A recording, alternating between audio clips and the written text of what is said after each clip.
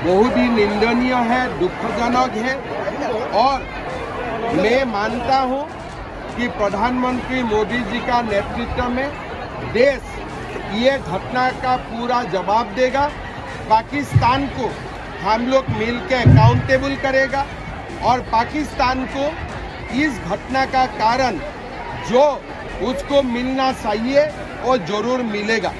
साथ साथ में देश का अंदर में भी जो पाकिस्तानी लोग होता है, ये लोगों का ऊपर भी हमारा ध्यान रहना चाहिए।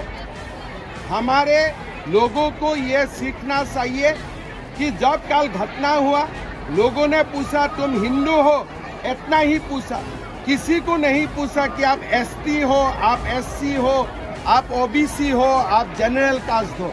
मतलब ये लोग हिंदू को जाति का आधार में नहीं देखता है, धर्म का आधार से ही देखते हैं।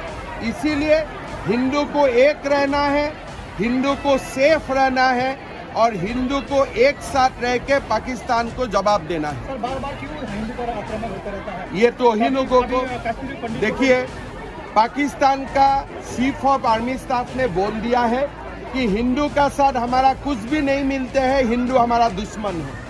लेकिन हम लोग तो ऐसा भाषा का प्रयोग नहीं करता हूँ, लेकिन पाकिस्तान का चीफ ऑफ स्टाफ ने जो भाषा का व्यवहार किया, ये हमको सुनना चाहिए और उससे हमको सबक भी लेना चाहिए।